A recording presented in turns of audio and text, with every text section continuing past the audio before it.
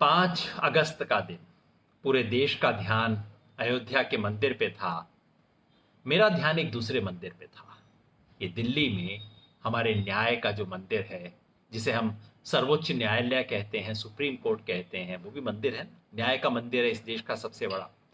तो न्याय के मंदिर पे मेरा ध्यान था, क्योंकि उसमें कल और आज दो बहुत अभूतपूर्व सुनवाई हुई। और आज का ये विशेष बुक लाइव, फेसबुक लाइव, आपसे इन दोनों सुनवाई के बारे में बात करने के लिए है कि कोर्ट में हुआ क्या। आमतौर पे कोर्ट में जो बातें होती हैं इतना कानूनी लैंग्वेज में होती हैं कि हम भी सोचते रह जाते हैं, पता नहीं क्या कहा, क्या मामला था, पता नहीं क्या तकनीकी पेंच था। तो मैं साधारण भाषा में समझाना चाहता हूं कि ये मामला था क्या, ये क्यों हमारे लिए जरूरी है। इमरजेंसी के दिनों में 1975, 76, 77 के बीच सन 76 में एक प्रसिद्ध केस आया था, जिसको एडीएम जबलपुर केस कहा जाता है। यह केस सुप्रीम कोर्ट के सामने आया था। उस केस में असली सवाल यह था कि इस वक्त इमरजेंसी देश में है, तो क्या किसी व्यक्ति को गोली मारी जा सकती है? अगर किसी व्यक्ति के जान ले ली जाए, तो क्या वो व्यक्ति सुप्रीम कोर्ट में आके, वो व्यक्ति, उसकी तरफ से कोई और व्यक्ति आके सुप्रीम कोर्ट में कह सकता है कि आपने जान कैसे ली, आपने मौलिक अधिकारों का हनन कैसे किया? ये मामला सुप्रीम कोर्ट के सामने आया था। और दुर्भाग्यवश उस वक्त सुप्रीम कोर्ट ने फैसला दिया था कि हां, इमरजेंसी है, ऐसे में किसी भी फंडामेंटल राइट्स का कोई महत्व नहीं है और इसे छीना जा सकता है। भारत के सुप्रीम कोर्ट के इतिहास में एडीएम जबलपुर को एक तरह का धब्बा माना जाता है। जब भी कानून की पढ़ाई होती है, लोग याद दिलाते हैं कि एडीएम जबलपुर जैसा मामला तो नहीं हो जाएगा कहीं पे। प्रशांत भूषण के बारे में जो सुनवाई चल रही है, ये सुनवाई उतनी ही महत्वपूर्ण है जितना एडीएम जबलपुर वाला केस था। ये केस प्रशांत भूषण पे नहीं है, ये केस आप पे और मुझ पे है। इस देश के हर नागरिक पे है, जो अपनी आवाज खोलता है, जो अपना मुंह खोलता है, जो सच को सच कहता है, झूठ को झूठ बोलता है, जैसे मैं इस वक्त आपके सामने बोल रहा हूं। आप भी अपनी तरफ कहीं बोलते होंगे। देश का जो नागरिक खुल के बोलता है, उसको इस केस के बारे में ध्यान से देखना चाहिए, क्योंकि प्रशांत भूषण केवल नाम है। ये केस इस देश के हर ऐसे व्यक्ति के बारे में है जो कि सच्चाई को, जो न्याय को, जो स्वतंत्रता को, अभिव्यक्ति को और सुप्रीम कोर्ट की गरिमा को महत्व देता है। आप जानते हैं इनके बारे में दो केसेस हैं, मैं पहले आपको बता चुका हूं। ये दो अलग अलग केसेस हैं जो एक साथ अचानक उठाए गए हैं। एक केस है जो 2009 में शुरू हुआ था, जिसके बारे में मैं विस्तार से पहले आपको बता चुका हूं। ये केस 2012 तक चला और फिर अचानक सुप्रीम कोर्ट ने पिछले हफ्ते फैसला किया इसकी सुनवाई करने का। और दूसरा केस है 27 और 29 जून को दो ट्वीट प्रशांत भूषण जी ने किए थे, जिसका सुप्रीम कोर्ट ने अचानक संज्ञान लिया और उसके बारे में बातचीत शुरू हो गई। आपको ध्यान ही होगा, इसके बारे में मैं 4-5 सवाल पहले भी उठा चुका हूं।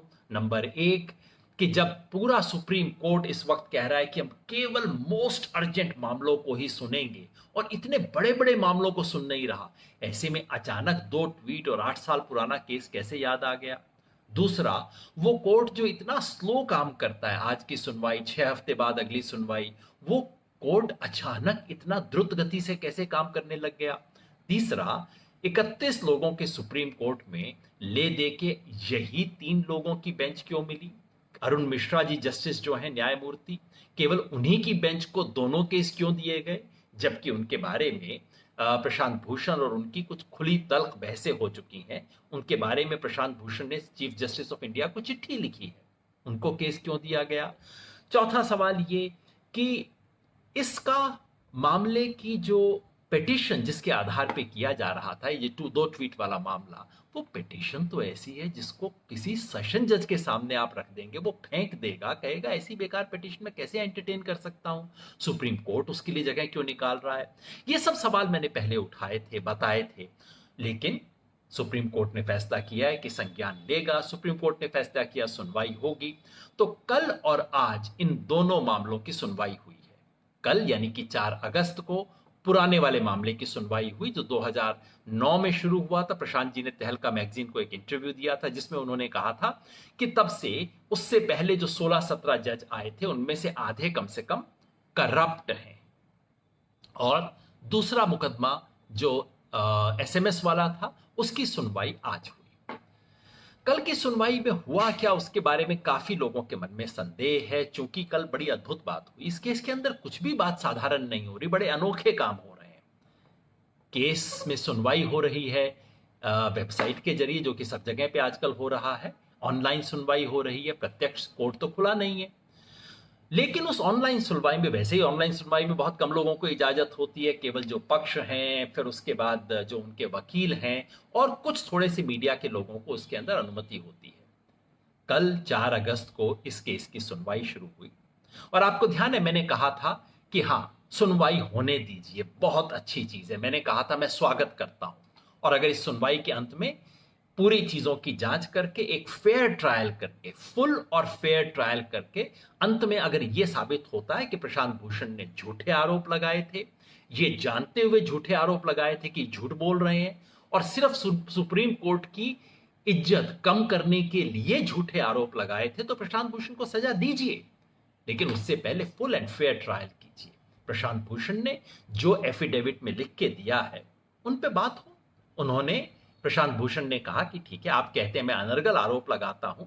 उन्होंने 18 में से 8 जजों, सुप्रीम कोर्ट के चीफ जस्टिस उस जमाने तक के थे जो 1991 से 2010 के बीच में थे, उनके बारे में लंबा हलफनामे 3 दिए थे, सब कुछ था, इस पे चर्चा हो जाए। लेकिन वो हुआ नहीं, कुछ अजीब हुआ। कल जब चर्चा शुरू हुई तो माननीय अरुण मिश्रा जी, जो उस बेंच को हेड कर रहे थे, उन्होंने चर्चा शुरू होते ही प्रशांत जी के जो वकील राजीव धवन जी, बहुत वरिष्ठ वकील हैं, सुप्रीम कोर्ट के सबसे वरिष्ठ वकीलों में से एक हैं, उनसे कहा मैं आपसे अलग से बात करना चाहता हूं। और वेबसाइट, वो जो पूरा हियरिंग होती है, जूम कॉल या जिसके भी थ्रू होता होगा, उसको म्यूट कर दिया गया। ओपन हियरिंग का नियम है। ओपन हियरिंग किस लिए होती है? ताकि पीछे से कुछ बातचीत ना हो, जो हो जनता के सामने हो, कोर्ट में हो, खुले कोर्ट में हो, बिल्कुल ये मर्यादा है कोर्ट की। और वहां हुआ क्या, जूम को म्यूट कर दिया गया, और फिर जज साहब की तरफ से, और वो बोलते जा रहे, राजीव धर्म बोल रहे हैं, लेकिन उनका तो फोन म्यूट है। फिर उनको मैसेज गया कि आप अपना फोन उठाइए, जज साहब आपसे बात करना चाहते हैं। तो खुला कोर्ट चुप बैठा है, जूम है, वहां पे सब कुछ म्यूट किया हुआ है, और जज साहब फोन पे बात कर रहे हैं। क्या बात कर रहे हैं, ये बात तो राजीव धवन ही बता पाएंगे। लेकिन कल जो प्रशांत भूषण जी का शाम को बयान आया, उससे ऐसा लगता है कि जजेस की तरफ से ऐसा इशारा किया जा रहा था कि तुम माफी मांग लो, माफी मांग लो, बिना शर्त माफी मांग लो, तो हम इस केस को बंद करने को तैयार हैं। ऐसा मेरा अनुमान है प्रशांत जी का स्टेटमेंट पढ़ने के बाद। लेकिन ये सही बात तो प्रशांत जी या राजीव धवन ही बता पाएंगे कि क्या बात हुई थी। लेकिन मामला ले दे के कुल माफी का था, ये हम इसलिए जानते हैं क्योंकि उसके बाद तरुण तेजपाल, जो कि दूसरे व्यक्ति जिन पे केस चल रहा था, उन्होंने बिना शर्त माफी मांग ली। लेकिन प्रशांत भूषण तो प्रशांत भूषण है, उन्होंने माफी नहीं मांगी। प्रशांत भूषण ने कहा, हाँ मैं इतना कहने को तैयार हूं कि अगर मेरे कहने से उन पुराने जजेस, जो ज्यादातर अब नहीं रहे हैं, उनमें से जो हैं या उनके परिवार वालों को अगर कष्ट पहुंचा हो, तो मुझे इसका खेद है कि उन्हें कष्ट पहुंचा। लेकिन प्रशांत भूषण ने ना तो ये कहा कि मैं माफी मांगता हूं, ना उन्होंने कहा कि मैंने सर्वोच्च न्यायालय की अवमानना की, ना ही उन्होंने अपने एफिडेविट में जो कुछ कहा उसका एक शब्द भी वापस लिया। तो यह मामला और खिंचा। फिर सुप्रीम कोर्ट ने दोबारा उसकी सुनवाई शुरू की। ऐसा लगता है कहीं कि शायद एक स्टेज के ऊपर सुप्रीम कोर्ट ने कहा हो कि हाँ ठीक है, अगर तुम इतना भी कह देते हो तो हम मामले को बंद कर देंगे। शायद, मैं नहीं जानता, ऐसा स्टेटमेंट पढ़ के अनुमान लगता है। इसकी पूरी सच्चाई आनी चाहिए, क्योंकि ये बातें खुले कोर्ट में होनी चाहिए थी। इसमें क्या छुपी हुई बात है? आप खुले कोर्ट में कह सकते थे तुम माफी मांगो। ये बंद लिफाफे का जो जूरिस्प्रूडेंस है, ये जो पिछले कुछ समय से चल रहा है, चीजें सील बंद लिफाफे में दी जाएंगी, अब बंद करके, म्यूट करके, फोन पे अलग से बात होगी, मेरी मोटी बुद्धि के हिसाब से ये तो कोई न्यायिक प्रक्रिया नहीं है। बाकी समझदार लोग हैं, आप में से वकील भी होंगे, आप बेहतर बताएंगे। मेरे विचार से न्याय की प्रक्रिया नहीं है। जो भी हो, इतनी बातचीत के बाद कोई 1-1.25 घंटे तक कोर्ट बंद रहा। मेरे जैसे लोग ढूंढते रहे ट्वीट पे, भाई कुछ पता लगे वहां पे हो क्या रहा है। उसके बाद सुप्रीम कोर्ट का आदेश आया कि ये दो लोगों ने एक्सप्लेनेशन स्ट्रोक एपोलॉजी, अपनी एक्सप्लेनेशन या एपोलॉजी इनकी अभी तक हमारे पास नहीं आई है। जब आएगी तब हम विचार करेंगे, अगर हमें स्वीकार नहीं हुई तो हम मामले की पूरी सुनवाई करेंगे। यानी कि फैसला लटका हुआ है। मेरी समझ के हिसाब से प्रशांत जी ने जो कहा वो खैर एपोलॉजी तो नहीं है। अगर सुप्रीम कोर्ट उससे संतुष्ट है तो बहुत अच्छी बात है, पर अगर उससे संतुष्ट है तो भाई 8 साल पहले वाला मामला उठाया ही क्यों था? ये तो प्रशांत भूषण ने अपने एफिडेविट में सब बातें लिख रखी थी, इसमें क्या नई बात है? तो अगर सुप्रीम कोर्ट संतुष्ट होता है तो मामला वहीं के वहीं बंद हो जाएगा, जैसे मिस्टीरियसली खुला था वैसे मिस्टीरियसली बंद हो जाएगा। और लोगों के मन में कहीं ना कहीं शंका रह जाएगी कि प्रशांत भूषण ने एफिडेविट में ऐसी कुछ बातें लिखी थी जिसे खोलने से सबको डर था। और शांति भूषण जी ने भी एक एफिडेविट दे रखा है बंद लिफाफे में कि आप इसको खोलिए। तो कहीं ना कहीं लोगों के मन में ये शंका रहेगी कि प्रशांत भूषण ने एफिडेविट में जो लिखा है उसकी खुली चर्चा और खुली सुनवाई में लोगों को संकोच है। कहीं सुप्रीम कोर्ट में आशंका है कि यह मामले की खुली सुनवाई हो गई तो क्या हो जाएगा, क्योंकि वहां जैसा मैंने बताया प्रशांत भूषण ने 8 चीफ जस्टिस के बारे में करप्शन की एविडेंस दी है। उन्होंने बिल्कुल स्पष्ट कहा है कि करप्शन का मतलब केवल रिश्वत लेना नहीं है, अमर्यादित व्यवहार कोई भी हो। जैसे जस्टिस रंगनाथ मिश्रा ने बाद में राज्यसभा की मेंबरशिप एक्सेप्ट कर ली थी, उन्होंने इन सब चीजों को करप्शन बोला और उसके सबूत दिए हैं। क्यों नहीं सुप्रीम कोर्ट में इस पे चर्चा होती? खैर अभी हमें पता नहीं, ऑर्डर आएगा तो पता लगेगा कि क्या हुआ है। आज के केस में क्या हुआ? आज वो केस था जो कि ऐसे 2 ट्वीट के बारे में आपको ध्यान होगा। एक मोटरसाइकिल वाला ट्वीट था और दूसरा ट्वीट वो था जिसमें प्रशांत भूषण कहते हैं कि पिछले 6 साल से इस देश में लोकतंत्र की हत्या को नष्ट किया गया है और उसमें सुप्रीम कोर्ट की भूमिका और खास तौर पे पिछले 4 मुख्य न्यायाधीश की भूमिका पे बहुत पर टिप्पणी करेगा भविष्य का इतिहासकार। दोनों पे चर्चा शुरू हुई। इसमें प्रशांत जी की तरफ से वकील थे दुष्यंत दवे, जो कि सुप्रीम कोर्ट बार एसोसिएशन के अध्यक्ष भी हैं। उन्होंने शुरू में कई सवाल उठाए और वो सवाल मैं आपके सामने रखना चाहता हूं कि आज सुप्रीम कोर्ट में इस मामले पे हियरिंग हुई कैसे? कम से कम 5 सवाल थे जिस पे पहले चर्चा होनी चाहिए थी। पहला, जो दुष्यंत दवे जी ने शुरू में ही उठाया कि यह केस तो आपके सामने आना ही नहीं चाहिए था, क्योंकि नियम यह है कि कंटेम्प्ट लॉ के तहत अगर मान लीजिए मैं किसी व्यक्ति के खिलाफ कहूं कि उसने न्यायालय की अवमानना की है और मैं मुकदमा उठा के लगा दूं सुप्रीम कोर्ट में, तो मुकदमा नहीं हो सकता, क्योंकि सबसे पहले अटॉर्नी जनरल के पास जाएगी। अटॉर्नी जनरल उसकी जांच करेंगे और कहेंगे कि हाँ ये मामला कुछ गंभीर लगता है, फिर न्यायाधीश के पास जाएगा कि अब आप इसके ऊपर विचार कीजिए। ये तो अटॉर्नी जनरल के पास गया ही नहीं। तो पहला सवाल जो दुष्यंत दवे ने उठाया कि जब ये नियम के विरुद्ध है, कानून के विरुद्ध है, बिल्कुल स्पष्ट कंटेम्प्ट के लॉ में लिखा हुआ है कि अटॉर्नी जनरल के पास जाए बिना एक केस आ नहीं सकता, तो आपने इसका संज्ञान कैसे ले लिया? या तो आप स्वतः ही संज्ञान लेते हुए बिल्कुल एक अलग मामला होता, या अटॉर्नी जनरल के रूट के थ्रू आए। ये दोनों चीज कैसे हो सकती हैं? क्योंकि उन्होंने स्पष्ट रूप से कहा कि हाँ इस पिटीशन के ऊपर हम स्वतः संज्ञान ले रहे हैं, ये कैसे हो सकता है? पता नहीं जजेस साहब ने क्या जवाब दिया, मुझे तो कम से कम पता नहीं लगा, लेकिन मैं तो कोई सुन नहीं रहा था, मैं तो केवल ट्वीट पढ़ रहा था लाइव लॉ के और बार एंड बेंच के, जिससे पता लगता है कि क्या कुछ कार्रवाई हो रही थी। जो भी हो, जजेस ने इस बात को नजरअंदाज कर दिया। दूसरा मामला क्या था? इस मामले में 16 लोगों ने, अरुणा रॉय और इस देश के 16 प्रतिष्ठित लोगों ने कहा था अगर प्रशांत भूषण इसमें दोषी हैं तो कृपया आप हमें भी इसमें पार्टी बनाइए, हम भी वो कहना चाहते हैं, हम भी इसके दोषी हैं, आप हमें इस केस में इंप्लीड करने की, इस केस में जुड़ने की अनुमति दीजिए। अनुमति देनी चाहिए या नहीं ये फैसला कोर्ट को करना था, लेकिन कल इसे सुप्रीम कोर्ट के रजिस्ट्री जो है, वहां के एक डिप्टी रजिस्ट्रार साहब ने इस एप्लीकेशन को खारिज कर दिया, ये कहते हुए कि एक ऑनगोइंग केस में गड़बड़ और दखलंदाजी करने का, उसमें ऑब्स्ट्रक्ट करने का आपको कोई अधिकार नहीं। अरे भाई, ऑब्स्ट्रक्ट करने की तो सोच नहीं रहे थे लोग, तो कह रहे थे हम इससे जुड़ना चाहते हैं, इंप्लीड करना सामान्य होता है। जैसे शांति भूषण जी ने पुराना जो प्रशांत भूषण वाला केस था उसमें इंप्लीड किया, जुड़े वो उस केस में। कोर्ट को फैसला करना चाहिए ना कि इनको जुड़ने देना चाहिए या नहीं। नहीं हुआ। इसी तरह से बार एसोसिएशन ऑफ इंडिया ने भी फाइल की थी, उसकी भी खारिज कर दी गई। तो दूसरा ये प्रोसीजरल मामला।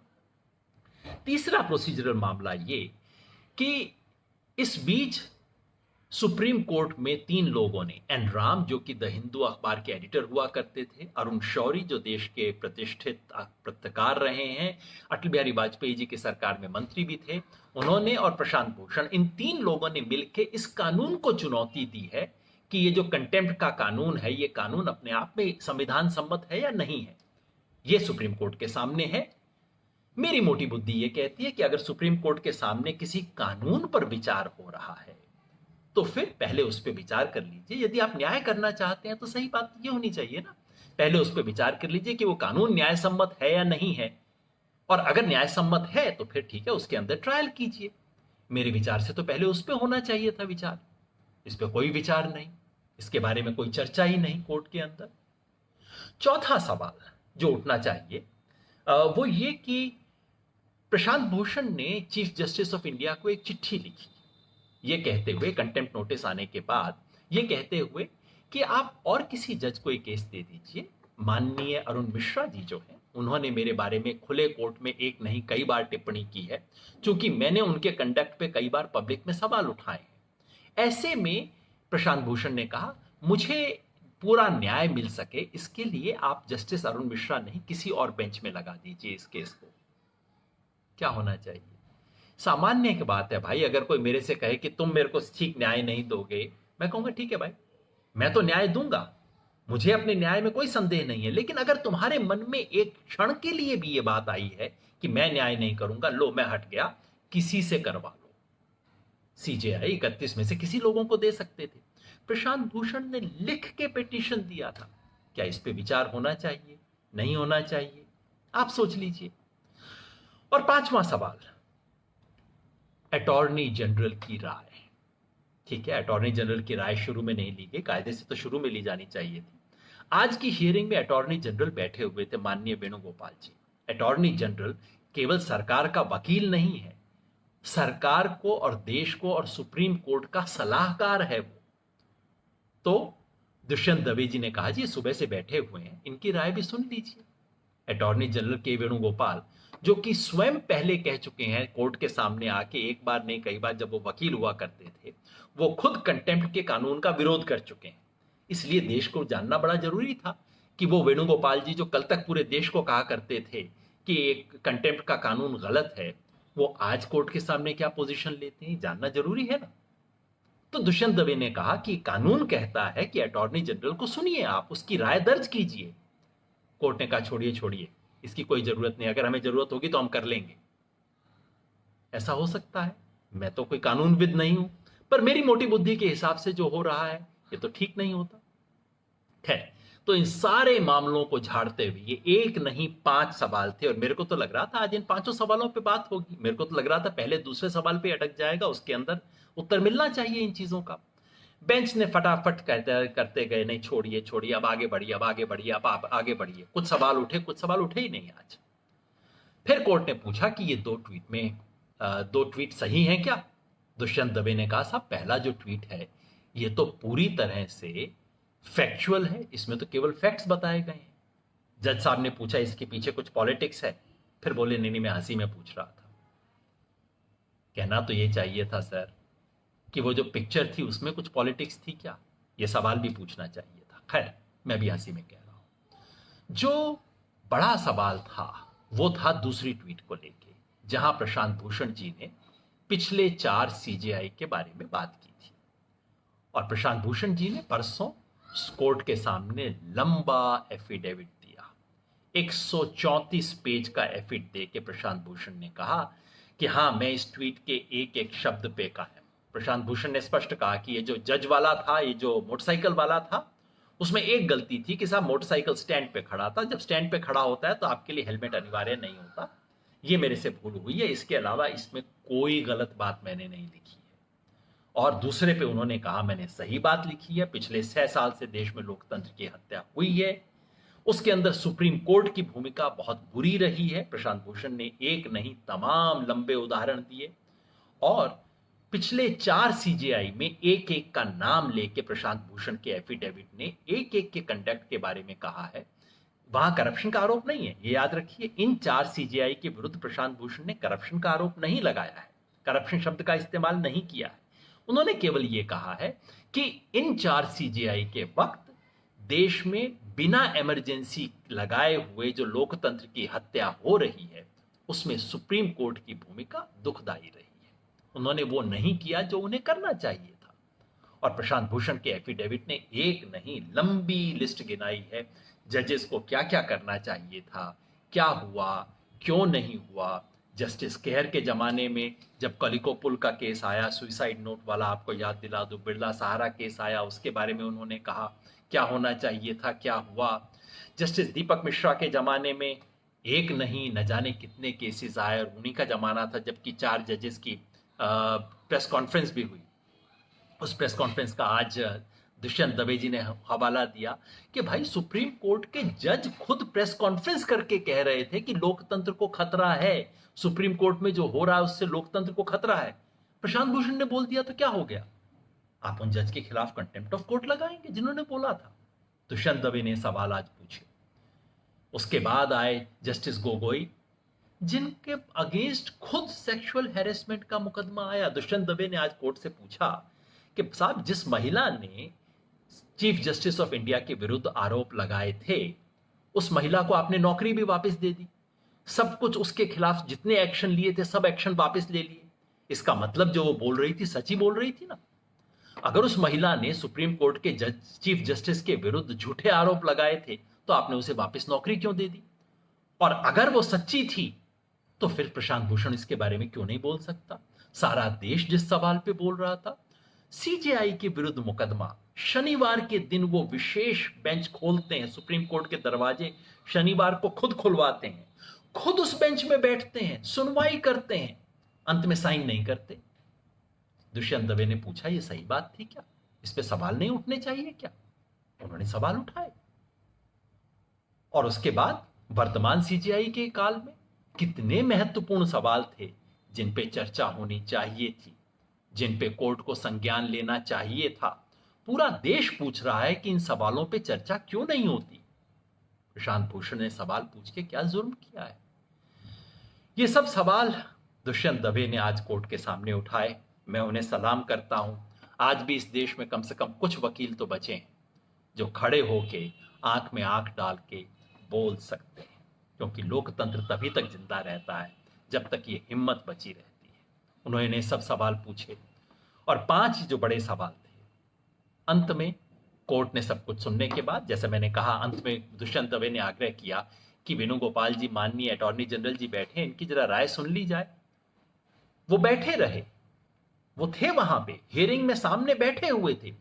सुप्रीम कोर्ट के माननीय न्यायाधीश जी ने, बेंच ने उनको बोलने का मौका नहीं दिया। क्यों नहीं दिया, इसके बारे में बहुत दिनों तक सवाल पूछे जाएंगे। अंत में सुप्रीम कोर्ट ने जो कहा वो ये कि ठीक है, हमने सुन लिया है, अब हम ऑर्डर को रिजर्व करते हैं, जो कि एक सामान्य प्रोसेस है। सुनवाई पूरी होने के बाद जजेस ऑर्डर को रिजर्व करते हैं, ऑर्डर किसी दिन दे दिया जाता है।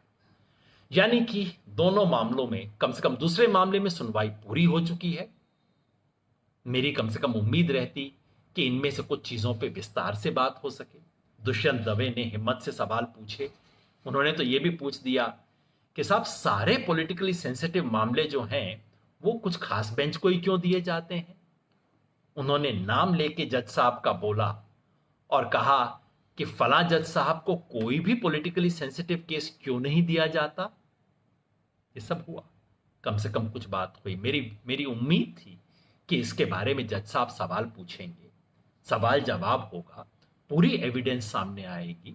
मेरी उम्मीद थी कलिको पुल केस से लेके और अब प्रवासी मजदूरों के केस तक, जो सेक्सुअल हैरेसमेंट वाला केस था वो, और जो मेडिकल कॉलेज वाला कुप्रसिद्ध कुख्यात केस जो दीपक मिश्रा जी के जमाने में हुआ था, उन तमाम केसेस के बारे में, एक एक के बारे में चर्चा होगी।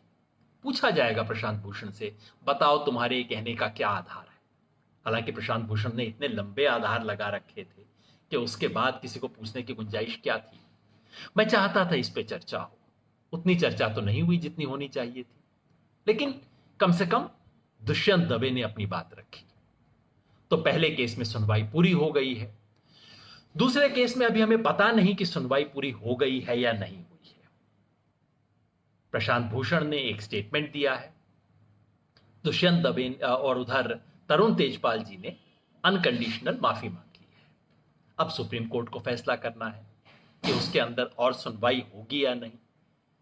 आप सबकी तरह मेरी भी उम्मीद है कि सुनवाई हो। मैं चाहता हूं उन एक एक चीज के बारे में चर्चा हो। मैं नहीं चाहता कि इसका बस अचानक ढक्कन बंद कर दिया जाए। अगर ढक्कन बंद करने से प्रशांत भूषण बच जाते हैं तब भी मैं नहीं चाहता कि ढक्कन बंद किया जाए। अगर 8 साल बाद आपने कोई ढक्कन खोला है तो अब जरा चर्चा हो ही जाए। इस देश के हित में है कि यह चर्चा हो, पता लगे इस देश को कि सच्चाई क्या है, और उसके बाद सुप्रीम कोर्ट को जो उचित लगता है फेयर एंड फुल ट्रायल हो। और मैंने तब भी कहा था फेयर एंड फुल ट्रायल का मतलब यह है ओपन के कोर्ट में ट्रायल कीजिए। जिस समय कोर्ट इतना क्लोज्ड है, बहुत कम लोग देख पाते हैं, वैसे में आप इतना महत्वपूर्ण मुकदमा क्यों कर रहे हैं? जिस मुकदमे को 8 साल तक सुनने की आपको फुर्सत नहीं थी, उसको 8 हफ्ते में निपटाने की जल्दबाजी क्या आ गई है? ओपन कोर्ट में कीजिए। नंबर 2, एक फेयर ट्रायल हो। और अगर फेयर ट्रायल के लिए प्रशांत भूषण कहता है कि जस्टिस अरुण मिश्रा की बेंच ना हो, जस्टिस अरुण मिश्रा स्वयं ना हो, बाकी 2 पे उन्हें कोई एतराज नहीं है, अरुण मिश्रा ना हो, तो क्यों नहीं इस बात पे गौर किया जाए? इससे सुप्रीम कोर्ट की प्रतिष्ठा बढ़ेगी, घटेगी नहीं। अगर सुप्रीम कोर्ट कह सके कि ठीक है, तुम्हें शक है, तुम्हारा शक गलत भी हो, तब भी हम बेंच को बदल देते हैं, बताओ क्या करना है। सुप्रीम कोर्ट की प्रतिष्ठा, मान मर्यादा बढ़ेगी, इससे घटेगी नहीं। और नंबर 3, इसकी पूरी चर्चा हो, थोड़ी नहीं, इसकी आधी चर्चा ना हो, इसकी पूरी चर्चा हो, पूरी एविडेंस को किया जाए, क्योंकि इसके बारे में अब तक कभी चर्चा हुई नहीं है।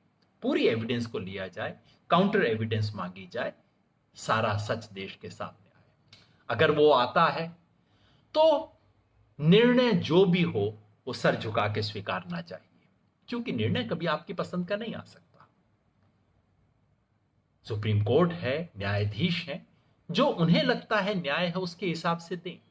लेकिन इतना कहना तो हमारा फर्ज है और हक है कि चर्चा पूरी हो, हियरिंग कंप्लीट की जाए, खुले कोर्ट में की जाए, फेयर तरीके से की जाए। अगर उसके बाद प्रशांत भूषण को सजा मिलती है तो मैं कहूंगा कि मिलनी चाहिए। सुप्रीम कोर्ट यह कह दे कि प्रशांत भूषण जो कह रहा है वो झूठ है। केवल ये नहीं, कल जस्टिस मिश्रा बार बार कह रहे थे कि करप्शन शब्द आपने इस्तेमाल किया सुप्रीम कोर्ट के जज के बारे में, बस करप्शन, उन्हें करप्ट कहना अपने आप में अवमानना है। प्रशांत भूषण ने कहा पर अगर मेरे पास एविडेंस हो तो कैसे अवमानना है? आप एविडेंस तो देख लीजिए। और जब मैं कह रहा हूं कि करप्शन का मतलब, और ये कोर्ट्स के अंदर साबित है, करप्शन का मतलब केवल फाइनेंशियल ग्रेटिफिकेशन नहीं है, तो चर्चा तो होनी चाहिए। अगर कोर्ट इस नतीजे पे पहुंचता है कि हां, प्रशांत, पूरी जांच करके कि प्रशांत भूषण की बात झूठ है, इसलिए झूठ है, उसने जो एविडेंस दिया है इस तरह से गलत है, इस तरह से गलत है, जैसे कोर्ट में कहा जाता है, पूरा बताया जाता है कि एक पक्ष ने ये एविडेंस दिया है, हमारे हिसाब से ये एविडेंस इसलिए गलत है। अगर सुप्रीम कोर्ट ये करके बताता है कि प्रशांत भूषण की बात झूठी है, वो जानते थे झूठी है, जानबूझ के ऐसी बात कही है और सुप्रीम कोर्ट की इज्जत कम करने के लिए कही है, बिल्कुल सजा दीजिए, पूरा देश आपके साथ होगा, सुप्रीम कोर्ट की मर्यादा बढ़ेगी। लेकिन अगर कुछ ऐसा होता है जिससे लोगों को लगे कि ये तो यार पहले से ही तय था, होगा नहीं, मैं नहीं मानता कि पहले से तय था, लेकिन जब इस तरह से अचानक 8 साल पुराने केस निकाले जाते हैं, झटपट में ट्रायल होता है, तो बाहर बैठे लोग क्या करते हैं? जितने मुंह उतनी बात। लोग तो कहेंगे साहब प्रशांत भूषण को सेट करना था, यह तो पहले से तय था, हमें तो पता है। बहुत लोग आज भी कहते हैं अरे योगेन जी आप क्यों इतनी लंबी लंबी फेसबुक करते हैं, मैं आपको बता देता हूं इसका फैसला क्या होगा, ये तो पहले से तय है कि इसका फैसला क्या होगा। मैं नहीं मानता, क्योंकि मुझे आज भी सर्वोच्च न्यायालय की संस्था में विश्वास है। जैसा मैंने शुरू में कहा, यह मंदिर है, इस मंदिर में आस्था हमें रखनी होगी, क्योंकि सर्वोच्च न्यायालय रूपी मंदिर में आस्था रखने का मतलब है संविधान में आस्था रखना, गणतंत्र में आस्था रखना, हमारे लोकतंत्र में आस्था रखना। क्योंकि अगर हमारे संविधान पे हमला होता है तो उसे बचाने वाला अंतिम पहरेदार सुप्रीम कोर्ट है। इस कोर्ट में हमें आस्था है और इसलिए आपको हमें देखना होगा कि इस कोर्ट में ऐसा कुछ ना हो जिससे इस कोर्ट के प्रति लोगों की आस्था कम हो। मुझे विश्वास है कि इसके बारे में साधारण लोग जो सोच के बैठे हैं कि ये खुंदक का मामला है, ये तो खुंदक निपटानी है, प्रशांत भूषण को तो कुछ ना कुछ ठोकना ही है, मुझे विश्वास है सुप्रीम कोर्ट अपने रीजन से, अपने हियरिंग में जिस तरह प्रोसीजर अपनाएगा उसमें सुप्रीम कोर्ट इसको गलत साबित करेगा। हमें आपको देखना होगा कहीं ये एडीएम जबलपुर दोबारा न बन जाए, और अगर ऐसा होता है तो संविधान बचाने के लिए जनता को सुप्रीम कोर्ट की मर्यादा बचाने का प्रयास करना होगा। आपने सुना, बहुत बहुत शुक्रिया। मैं चाहता था मेरे साथ आज कानूनविद हमारे साथी अवीक साहब भी आए, लेकिन तकनीकी कारण से संभव नहीं हो पाया। अगली बार उनको लाएंगे, आपके सवाल जवाब का भी लंबा उसका पूरा जवाब देंगे, क्योंकि तब एक टेक्निकल व्यक्ति होगा ना। अगर आप अभी मेरे से पूरे टेक्निकल कानूनी सवाल पूछने लग जाएंगे, मैं कैसे जवाब दूंगा। एक साथी को लेके आऊंगा और उम्मीद है कुछ दिन में प्रशांत जी को भी हम इसमें लाएंगे, उनसे भी चर्चा करेंगे।